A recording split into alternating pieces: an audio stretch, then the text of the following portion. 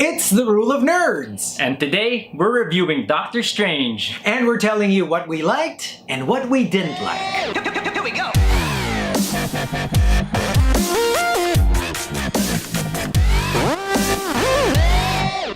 Alright, so what I liked about Doctor Strange the movie, first off, I think it's a great intro movie, a great origin movie.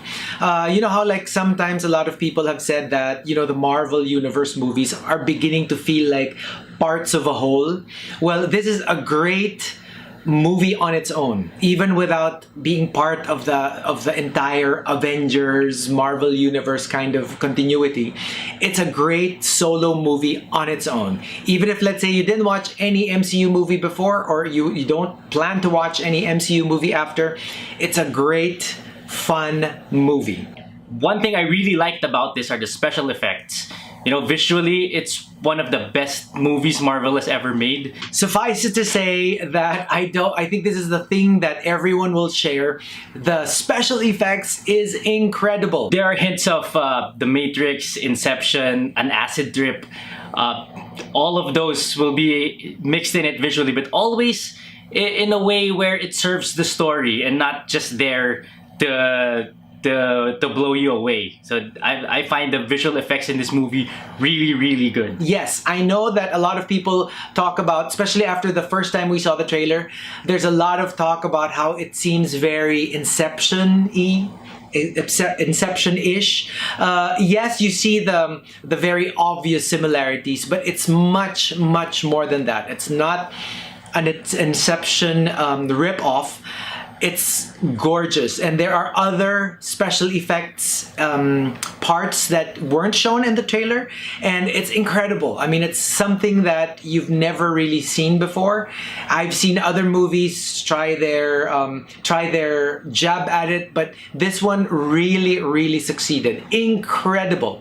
I'm not a big 3D fan, but this one is really something that you should try to watch in 3D. Also try to watch it on IMAX because it's incredible. Definitely one of the best special effects I have ever seen in any movie. Another thing that I liked about the movie was the acting. You know, Benedict Cumberbatch is on point as Doctor Strange. Sometimes it doesn't even feel like he's acting.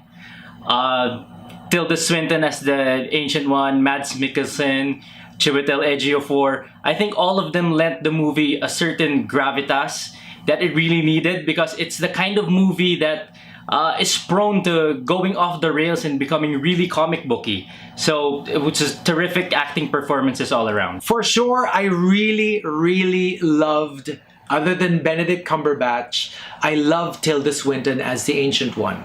If ever you still have some sort of misgivings about her casting, about casting a white, young woman in the role of the Ancient One, who's supposed to be like, well, literally ancient, male and Asian, I think a lot of it will disappear the moment the actor delivers in the role. So everything that you want in the Ancient One, she delivered. And yes, you will be reminded of Aang, the Last Airbender. Yes, you will be reminded of One Punch Man.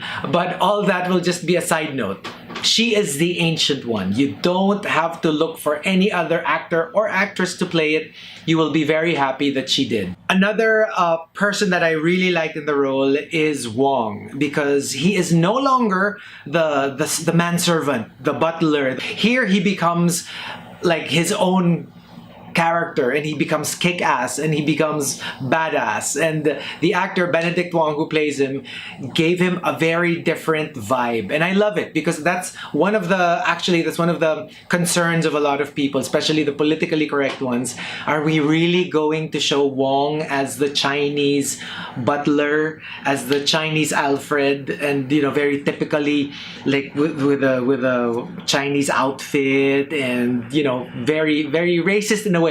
But no, in this case, this version of Wong is somewhat a very new version, and I think it's a version that everyone will like, and I definitely liked it, and I can't wait to see him in future Doctor Strange / MCU movie. I really liked I liked, not really liked. I liked Dormammu in this movie. I was almost scared that they might do another Galactus a la Fantastic Four, where he became a cloud, a menacing cloud. Dormammu has always been portrayed in the comics as a fiery head. They came pretty close. It's nothing new. It's nothing like wow. But at least they didn't make it into like some laughable talking head. I would just say it's a passing grade for Dormammu. But I must say I liked it. You know, it's nothing that I cringed about.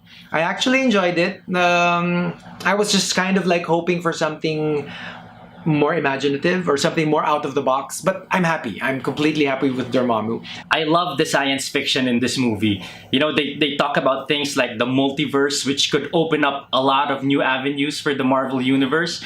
And the way that the big quote-unquote climactic battle, the way it ends is really such a neat sci-fi concept that I really enjoyed. The general vibe that I really like is that for once, it's not your typical Avengers punching and guns and rockets and explosions. For a change, you know, okay, don't get me wrong, this is a very high action movie, but the level of action is very mystic. So it's very different from what you usually see. It's not your typical Avengers, Batman versus Superman, explosions, buildings falling. Well, there are buildings falling, but in a different way. I don't want to give away anything, but I love how everything here is so elegant. It's almost as if it's choreographed like a dance. I love how an action film is something that you can really visually follow. You don't get lost. I like the use of symbols in this movie. You know, near the start of the movie, you get treated to a look at Doctor Strange's luxury watch collection. And sometime later, further into the movie, he breaks one of those watches during a mugging. So if there's an emotional tie to that specific watch that he has, but if you've seen it and if you've seen how the end plays out, you know, I'm not gonna spoil it here for you, but it really ties in well with the symbols that they established earlier in the movie. So I think that thing they did really worked. Also, I love the humor in this movie. The humor, there are a lot of jokes here. You've got references to the Wi-Fi, to Adele and Beyonce. I think that it was a really funny movie, and it really added to how enjoyable this film is. Okay, what I didn't like is going to be difficult because I practically liked everything about the movie. So this will be nitpicking because just to come up with something that I didn't like because I really, really love the movie. I enjoyed the pop references, but in some weird way, it took me out of the movie. It kind of like reminded me that I was watching a movie instead of getting lost in the movie. There are a lot of jokes, some pop references, you know, Beyonce, Eminem, Wi-Fi.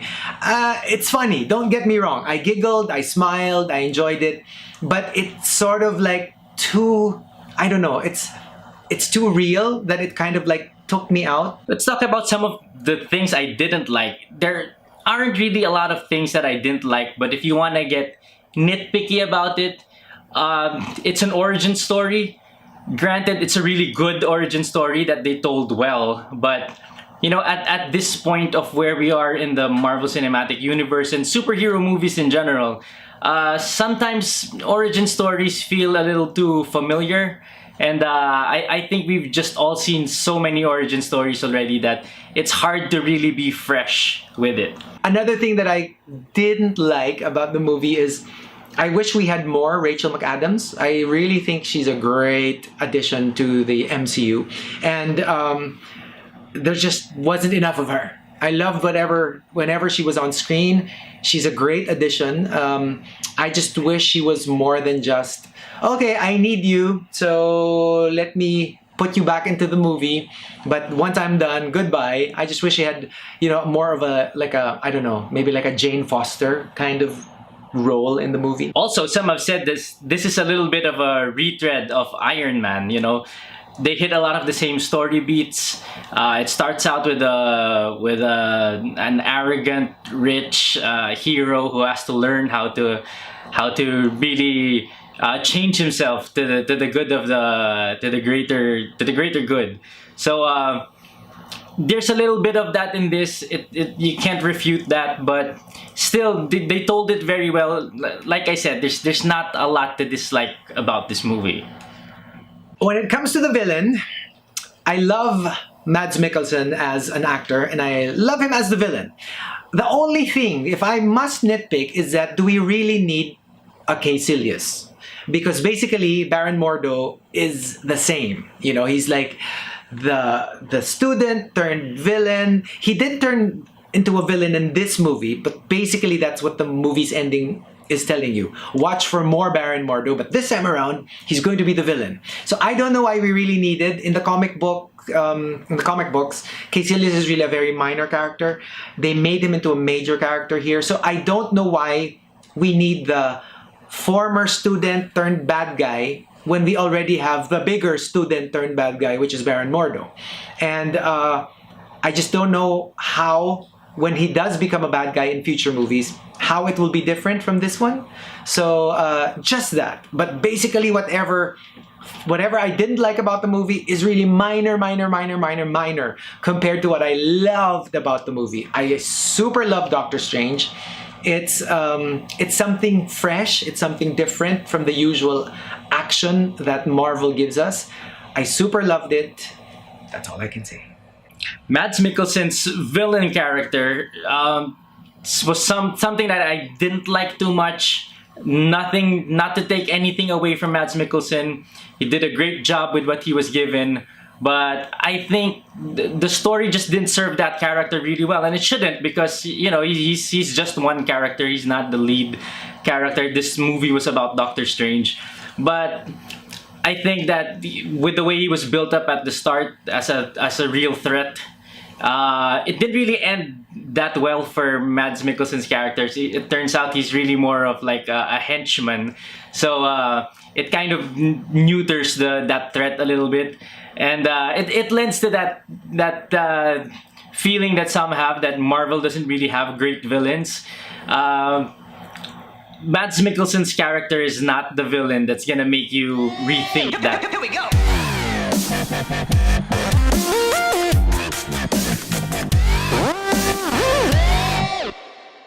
If you like this video, give our channel a subscribe.